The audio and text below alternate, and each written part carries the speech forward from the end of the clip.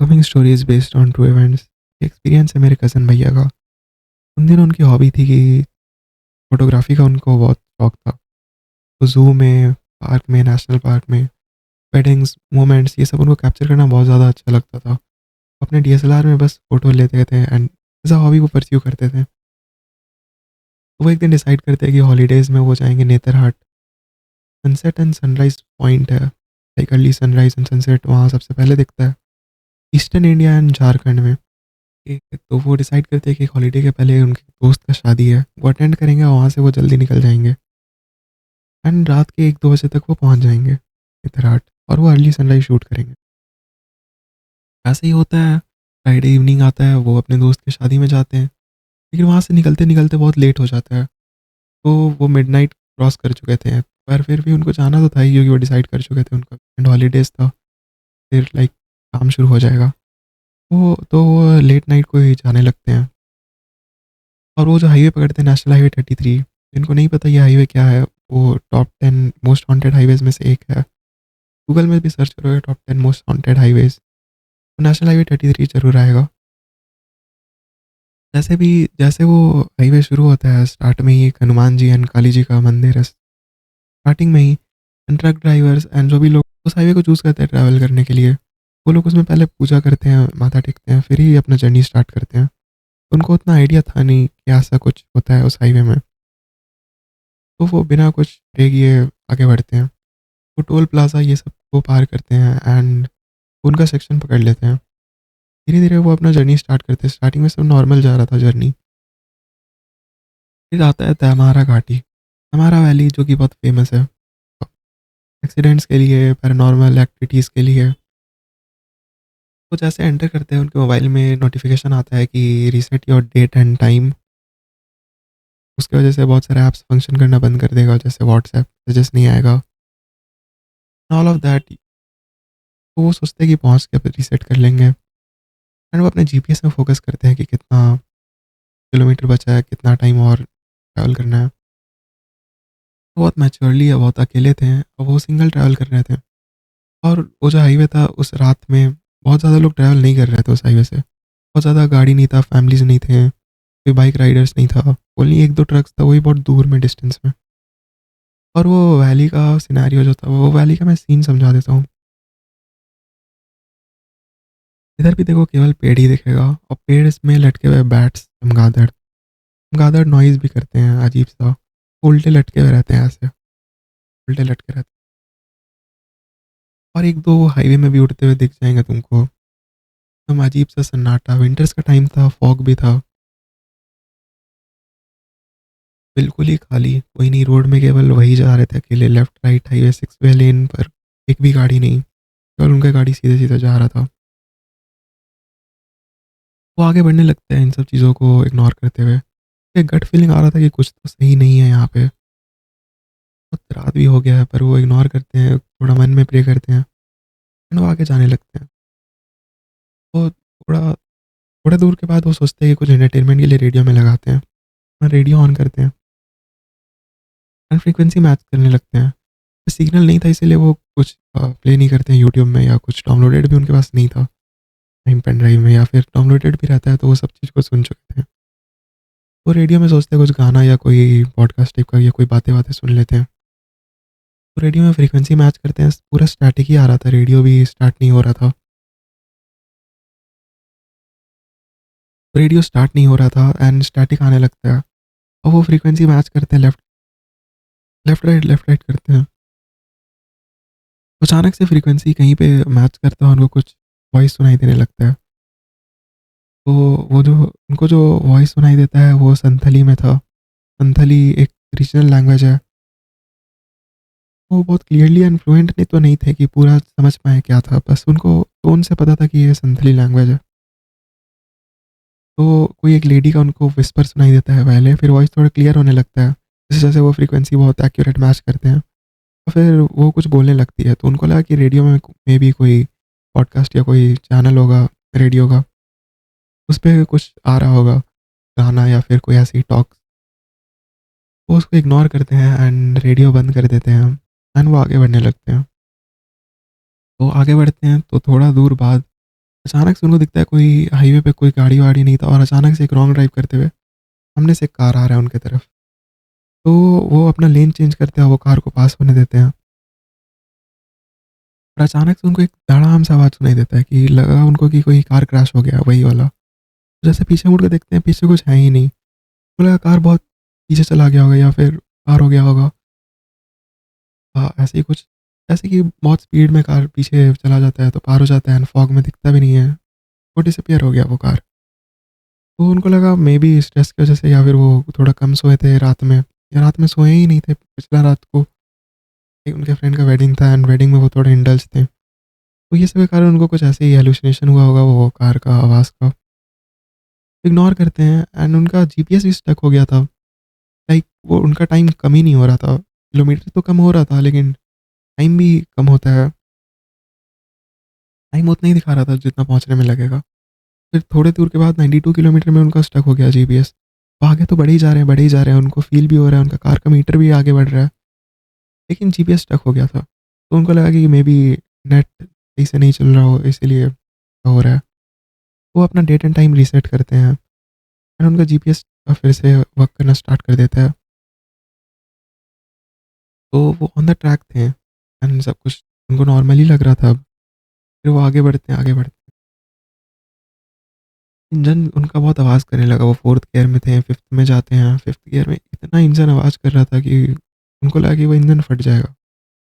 Car को side में park करते हैं एंड सोचते हैं कि अब इंजन का लाइक चेक करना पड़ेगा, मेबी कुछ कूलेंट में प्रॉब्लम हो।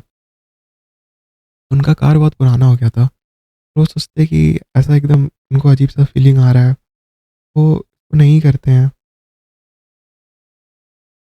एंड वो धीरे-धीरे ही ड्राइव करने लगते हैं। तो उनको बहुत ज़्यादा वॉमिटिंग सा फीलिंग होने लगता है, तो फिर वो साइड में थोड़ा-सा रुकते हैं कि क्या है? एक ट्रक ड्राइवर आ रहा था, वो उनसे हेल्प लेते हैं कि पता नहीं ऐसा क्यों लग रहा है। बोलता है कि तुम टेंशन मत करो, तुम मेरे पीछे-पीछे रहना ट्रक में।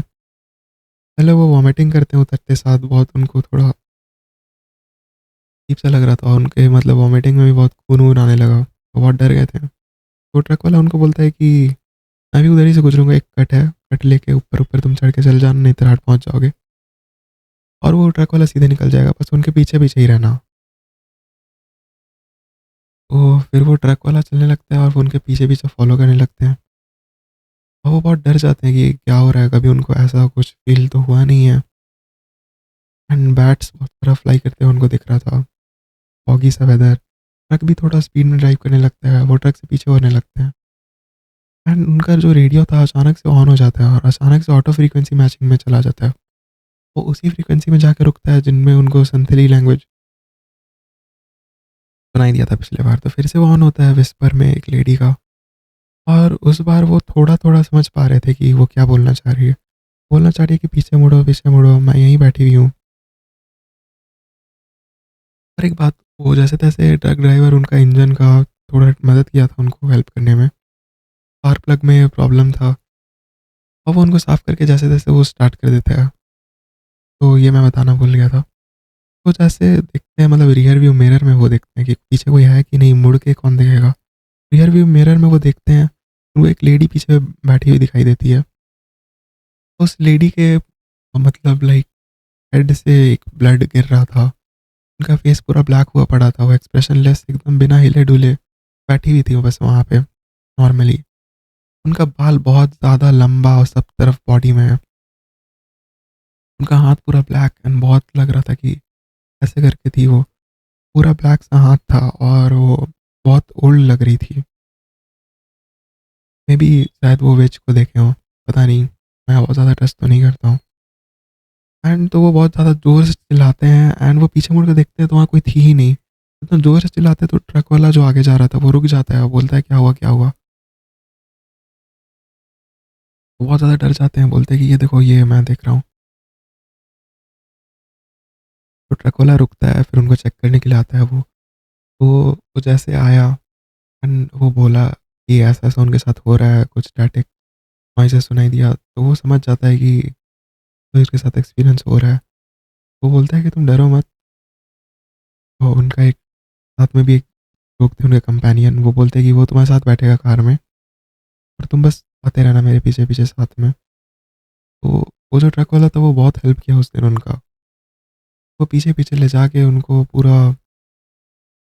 तट तक, उनके सेक्शन तक उनको छोड़ा। जैसे-तैसे वो ड्राइव करके अपने होटल जो वो बुक किए थे वो वहाँ पे पहुँचते हैं। वो रिसेप्शन में जाके बताते हैं सबको कि अभी-अभी ऐसा-ऐसा कुछ एक्सपीरियंस किया। मुझे लेडी पीछे बैठी हुई दिखाई दी। बहुत सारा अजीब-सा आवाज़ क्या है वो हाईवे में, फ्लैट्स दिखे उनको, एक कार का टकरा जाने का उनको नॉइज़ आया। वो बोलते हैं कि हाँ तो रिसेप्शन वाले बोलते हैं कि हाँ, वो हाईवे में ऐसे घटनाएँ, एक्सीडेंट्स बहुत लोग रिपोर्ट करते हैं। पहले ज़माने में जब वो हाईवे नहीं था, तैमारा घाटी ही बस था। वहाँ के रीजनल लोग जो रहते थे, बहुत मर्डर्स, रॉबरीज़, हॉरिफिक डीड्स वो लोग करते थे। लूट-पाट तो उनका नॉर्मल था, और जो लोग थोड़ा भी रजिस्ट करता था कुछ उनका सामान लेने से या लूटने से, उनको मार के वहीं फेंक दिया करते थे। बहुत सारा वो बताते हैं कि स्पिरिट्स वहाँ अभी भी है, बहुत सारे एक्सीडेंट्स हुए हैं वहाँ पे। एंड तैमारा घाटी फेमस है। एंड मेबी जो डेट एंड टाइम रीसेट के लिए नोटिफ़िकेशन आया जा रहा था, मेबी कुछ सर्विस प्रोवाइडर लाइक जहाँ से टावर सर्वर है, वहाँ पे कुछ इश्यू हो, इसलिए सबको आता है वहाँ पे। बहुत बड़ा इश्यू नहीं था। उनके साथ जो फ्रीक्वेंसी मैचिंग हुआ, रेडियो में जो उनको सुनाई दिया, बहुत वियर्ड सा चीज़ था। फिर वो अपने दोस्तों को बताते हैं, वो पूरे रात सो ही नहीं पाते हैं। अगले दिन वो कुछ फ़ोटोशूट भी नहीं करते हैं। And he call their friends to pick him up, और तो फिर उनको वो लोग घर ले जाते हैं। कलकत्ते में उनका घर था। वो सब कोई को, अपने पेरेंट्स को, ये सब कोई को, अपने फैमिली में हम लोग को बताते हैं कि ऐसा-ऐसा उनके साथ हुआ है। में कोई बहुत ज़्यादा बिलीव नहीं करता है, बोलता है कि कोई बात नहीं, तुम रहो, बच गया। अगले बार से प्रे करके जाना, लॉकेट पहन लो हनुमान जी का, ये सब। फिर वो नॉर्मल हो जाते हैं। बहुत सारे टेस्ट भी होता है, डॉक्टर के पास वो जाते हैं, और डॉक्टर एमआरआई, सीटी स्कैन करते हैं ब्रेन का, क्योंकि बहुत नॉर्मल आ रहा था ब्रेन का फ्रीक्वेंसी, सब कुछ रिस्पॉन्स बिल्कुल नॉर्मल था। हार्मोन टेस्ट होता है, टेस्ट टेस्ट होता है, सब नॉर्मल था उनके साथ। तो डॉक्टर बोलते हैं कि कुछ मेंटल इशू नहीं है, वो नॉर्मल है। तो ऐसे ही बीत जाता है, वो अपने काम में, अपने वर्क में लग जाते हैं। फिर 1 साल बाद होता क्या है, उसी दिन में जो जिस दिन वो गए थे उस ट्रिप में रात को 2 बजे, तो 2 बजे अपने काम कर रहे थे अपने लैपटॉप में। उनको एक कॉल आता है अननोन नंबर से फ़ोन में, और वो वैसे ही विस्पर था, और वही लैंग्वेज था, संथली। और वो जैसे फ़ोन पिकअप करते हैं, एक लेडी का आवाज़ उनको सुनाई देता है। फिर वो कुछ बोल रही थी कि मैं तुम्हारे साथ ही हूँ और हमेशा रहूँगी। ऐसा कुछ बोलते हैं, और फिर वो पैनिक कर जाते हैं, बहुत चिल्लाने लगते हैं, सब कोई आता है उनको कंट्रोल करता है। तो वो चिल्लाते-चिल्लाते बेहोश हो जाते हैं। तो फिर वो अगले दिन उनको सब कोई उठाता है, फिर बोलता है ये नॉर्मल नहीं है। तो सब कोई फिर फैमिली पंडित के पास ले जाते हैं। वो बहुत सिद्ध पंडित थे, किसी-किसी के पास पावर होता है ऐसा, जो डिटेक्ट कर पाता है क्या रॉन्ग है, राइट है। तो बोलते हैं कि जब तुम उस दिन उस रास्ते से गुज़र रहे थे, नेशनल हाईवे 33 का उस सेक्शन से, और जब तुम ट्राई कर रहे थे ज़बरदस्ती रेडियो में कुछ सुनने का, फ्रीक्वेंसीज़ तुम मैच कर रहे थे, तो उसी में कोई एंटिटी का फ्रीक्वेंसी मैच हो गया। उसको वो वाइब तुम्हारे साथ बहुत पसंद आया। वो कार का वो कार में ही तुम्हारे साथ ही थी, और पूरे टाइम से वो तुम्हारे कार में और तुम्हारे साथ ही रहती है। बोलते हैं कि उनको पंडित बोलते हैं कि तुम वो कार को डोनेट कर दो किसी को, मेबी पंडित को दे दो या किसी और को। घर चेंज कर लो, फ़ोन नंबर चेंज कर लो, ताबीज़ पहन के रखना, मंत्र फूँक के उनको कोई ताबीज़ देते हैं, वो पहने हुए हैं आज तक। तो उनके बाद से बहुत नॉर्मल हो गया। वो एक बार घूमने गए थे कहीं पे, तो उनको फिर से कोई होटल के लैंडलाइन पे कॉल आता है, सेम स्टैटिक, ऐसे ही संथली में कोई लेडी का बात करना, मतलब वो उनसे वो एंटिटी उनसे लाइक वो उनसे बात करे ही जा रही थी, कभी रेडियो में या कभी फ़ोन में। वो अननोन नंबर पिक करना ही छोड़ दिए थे, एंड वो घूमना-फिरना भी बहुत कम कर दिए थे। तब से उनका लाइफ़ नॉर्मल तो हो गया है, पर पता नहीं शायद वो डरते हैं उस दिन से, मतलब वो स्पेसिफिक डेट में उनको फिर से कोई कॉल या कोई इंसिडेंट ना हो जाए कि उनको वो स्टैटिक एंड वो आवाज़ सुनना पड़े फिर से दोबारा। वो प्रेफ़र करते हैं कि उस रात को सो ही जाएँ, फैमिली के साथ रहें। ये सब उनका कुछ एक्सपीरियंस था। बिल्कुल ट्रू है, जो था मैं बता दिया, बाकी सच है या नहीं ये तुम्हारे ऊपर।